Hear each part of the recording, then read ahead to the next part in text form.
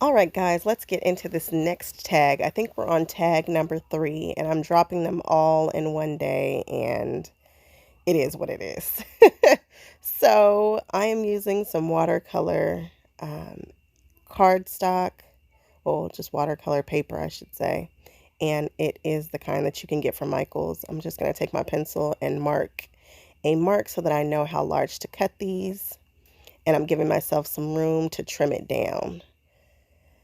So there's no exact measurements here. I'm just cutting enough paper so that I can trim this down after I'm finished.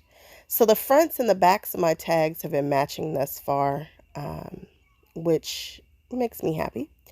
Um, and now I'm doing just a bit of measuring to see how long I want these birch trees. No rhyme or reason, again, just cutting some down thicker and thinner. And I knew that I wanted 3 trees in the background and one to be larger, a medium, and a skinny one. And I'm just using this leftover watercolor paper to do it. Now I am going to try to color the background. The colors that I really wanted in the background were the new speckled egg, but I don't have speckled egg oxides. I haven't really gotten into oxides until just now, and oxide sprays. And so I don't have very many, and I thought that I had bought speckled egg everything, but I didn't. I got the whole set of campfire, whatever that, the new forest campfire. So the background is way more blue than I wanted. Speckled egg and whatever color I use, which is probably like broken china, are very, very, very different. But I'm just trying to build a background at this point. I am using my brayer to add some texture and some color.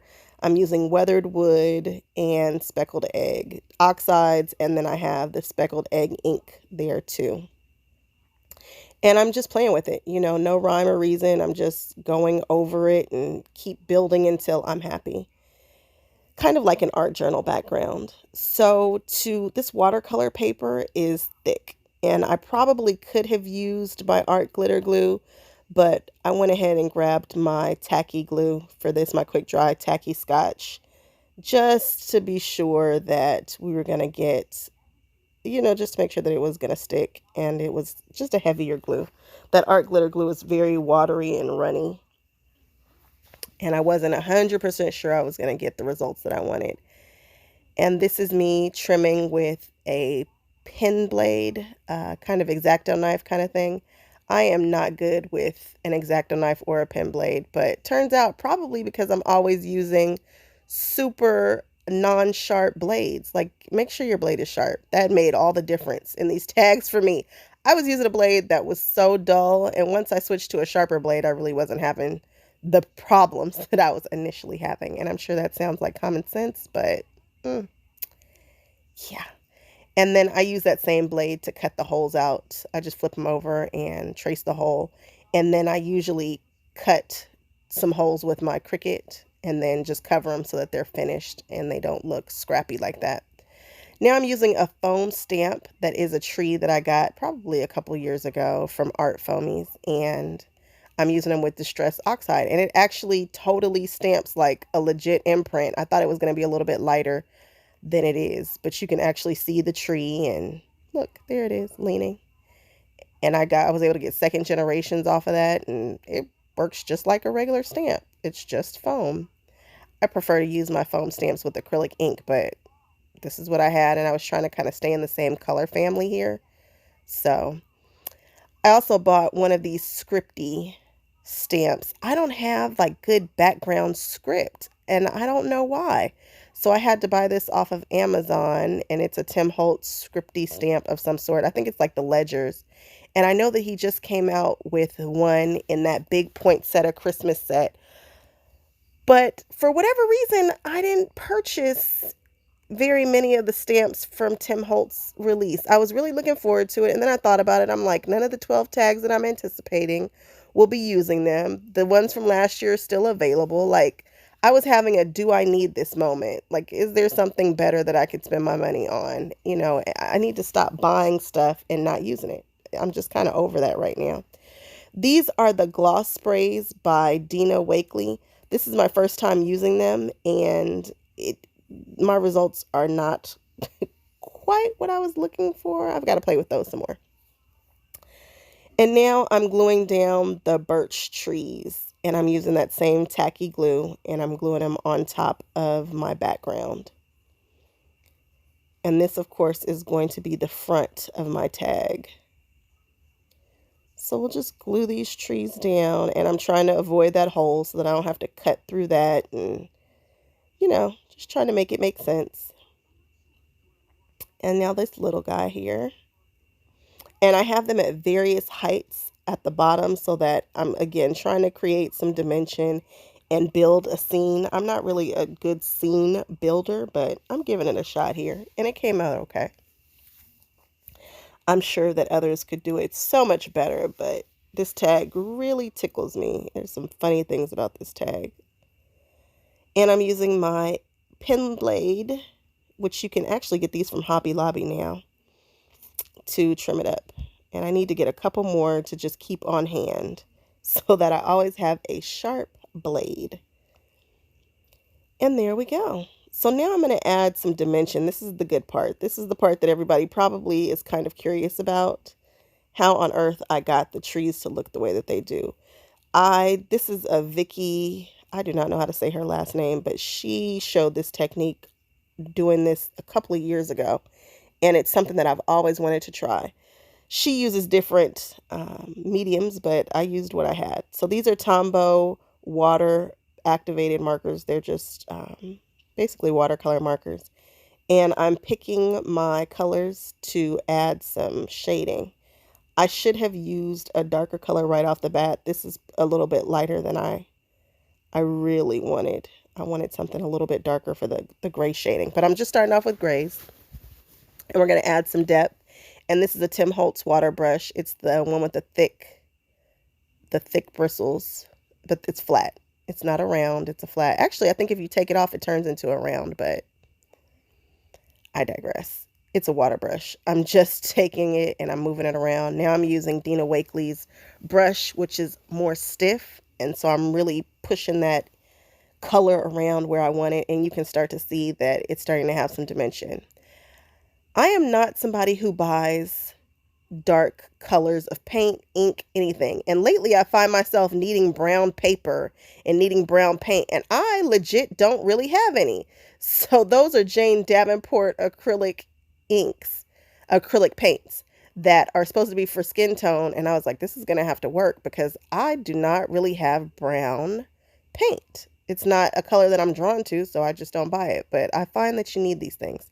So I'm just taking one of these keys that you get from hotels that apparently I kept, and I am using it to scrape the paint onto the tree.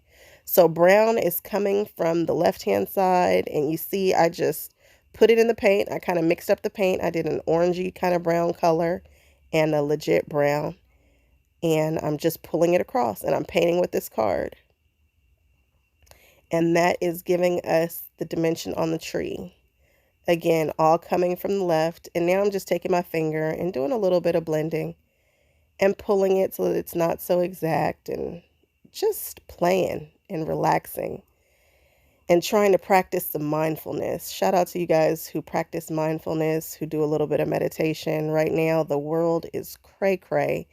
And I feel like everybody is kind of anxious and nervous and stressed out. So we probably all need to be doing some arts and crafts and enjoying ourselves and figuring out ways to relax. Now I'm taking the white and I'm doing the exact same thing. I'm just pulling it from the other side over. And I'm not, the card doesn't have a ton of paint on it, because we can go back and add more. Very difficult to take off, but adding more we can do. So start off with just a little bit, see how you like it, and go from there. Boy, this comes out pretty cool. It's like you really can't mess it up for the most part. And you see I'm just wiping it off. I have a baby wipe up there that I'm using to clean off this glass mat. This glass mat is lovely.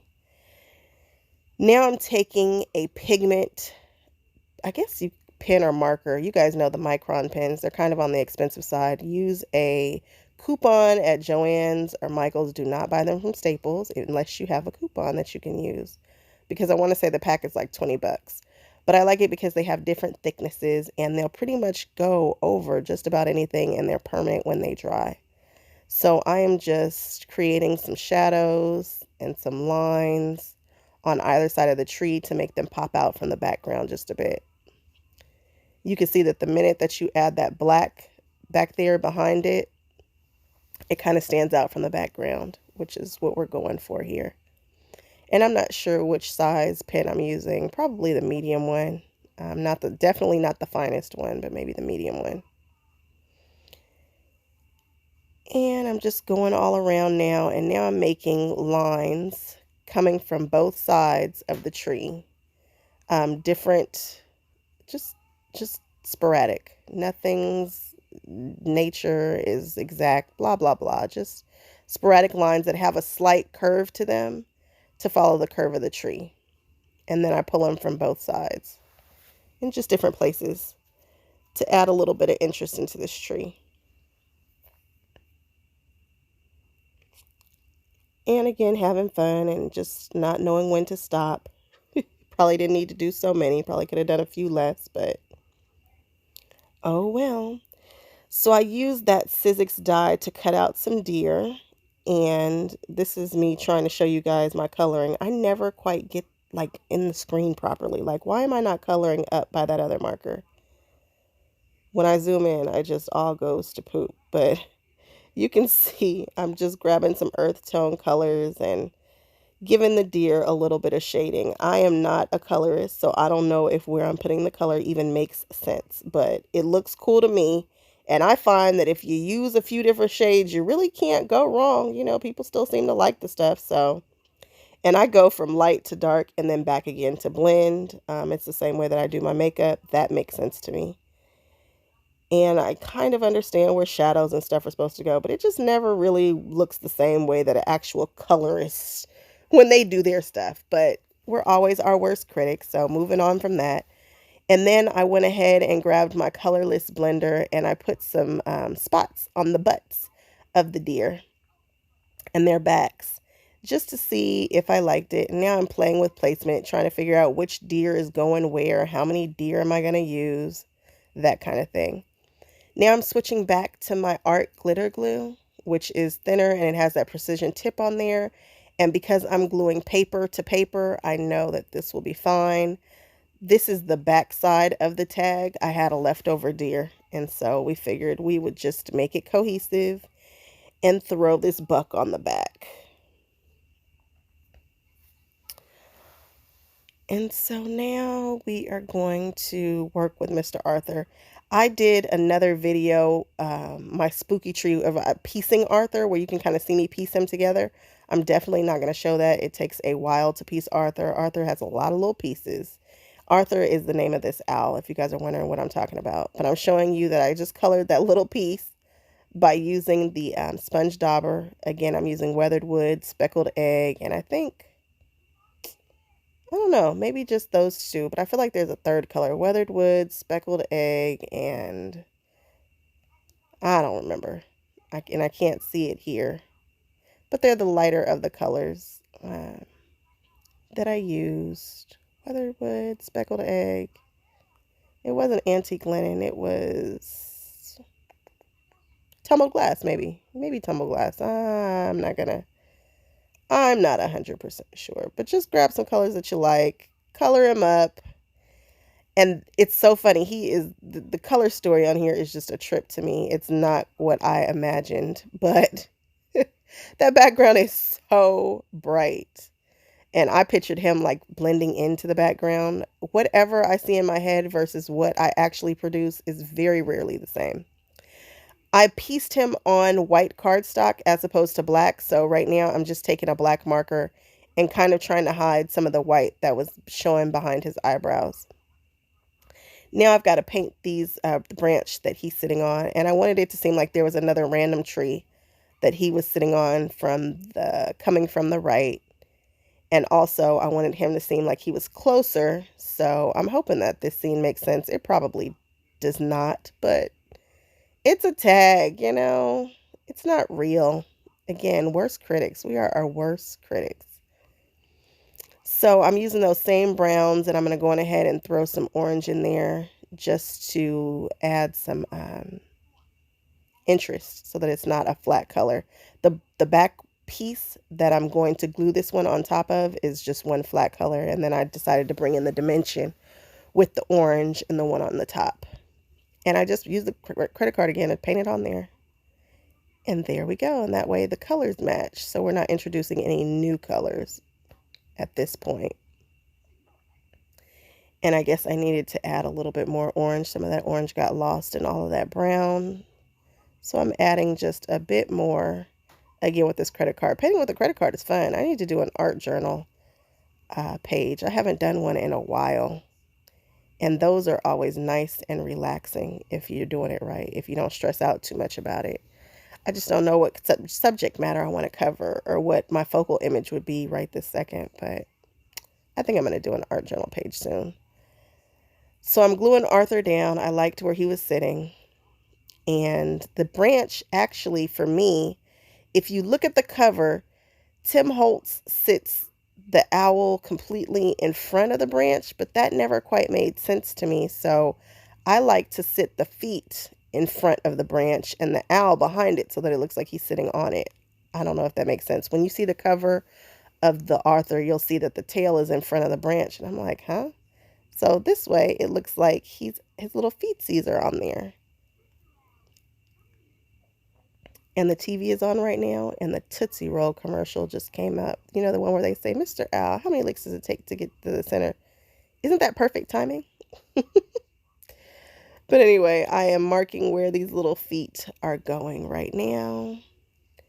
And we are going to glue this branch down. I love the way that this branch looks. It's such a spooky look. I love the way Arthur looks. This is just like my favorite colorized. I don't have the bear, the zebra, the giraffe, but I kind of want them. I've been seeing people do some cool stuff with them, and I know that they've come out like years ago, but this is definitely my favorite. His expression on his face is everything. And the fact that I put the words joy, the minute I saw him, I was like, oh, this is a joy tag. I knew that I wanted to use him for Christmas immediately. I am taking some white paint down here at the bottom where I really didn't have very much color. And I'm using my finger and I'm just blending it out to try to soften the edges of the horizon. Just kind of tapping, and doing a little bit of blending. And I'm just using white acrylic basics paint for that. And my phone is ringing. How about that?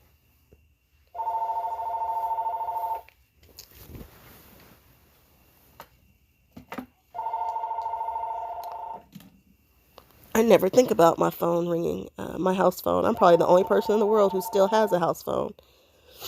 And I don't want to go move it. So you guys are just going to be hearing a house phone ring for a few moments until it stops. So we're going to go on ahead and do the other deer back there. And I pushed him further because he was smaller, so that it kind of looks like he's behind.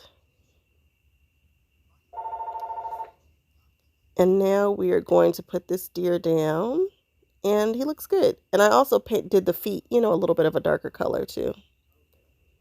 You see his little hooves? Now I am stamping the sentiment, and I found this portion of the sentiment from Maker Forte. I purchased a stamp set from them, and they had the To the World. I wanted them just a little bit smaller, but I had no idea where I was going to find exactly what I was looking for. And these are the little paper reinforcers that I made on my Cricut just to fit this size here.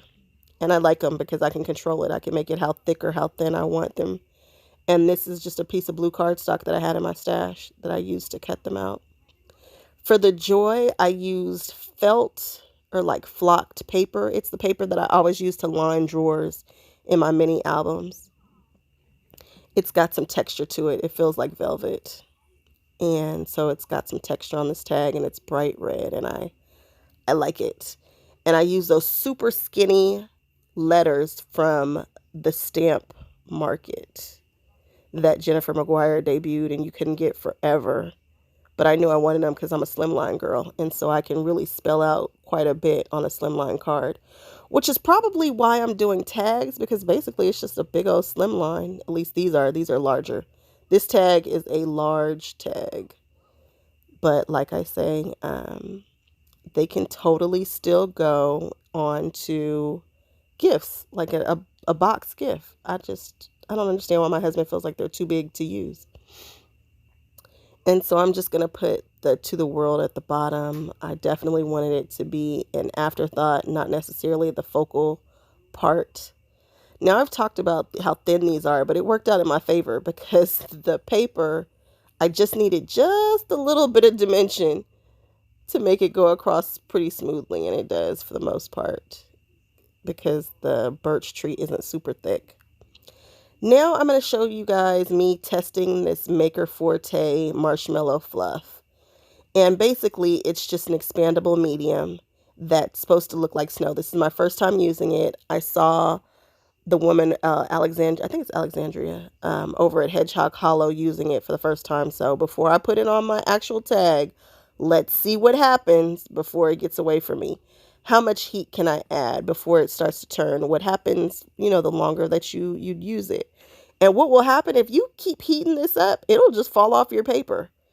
It will also burn. I mean, I was holding it in one place for a little bit, but it started to look like I was cooking it.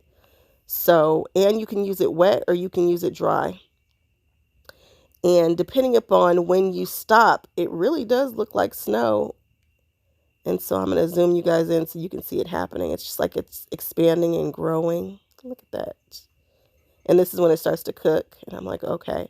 But if it's cooking too much for you, you can put some more over it and cover it right up.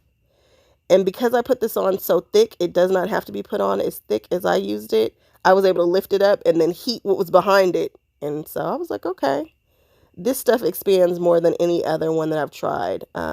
Sukaniko makes one that comes in a ton of different colors that I use for my ice cream on my ice cream cards, but it does not puff up the same way that Maker Forte does. This is the most expandable that I've seen.